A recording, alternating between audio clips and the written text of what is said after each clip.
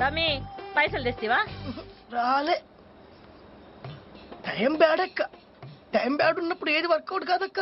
మళ్ళా టైగర్ కి టైం వచ్చిందంటివి కదరా? ఏ రాలే. మళ్ళా ఏమే పోవే చెక్కు అంటివి కదరా? ఊకో అక్క. సొంత అమ్మనమ్మా సొంత అక్కనమ్మా ఇది కూడా అంతే అనుకో.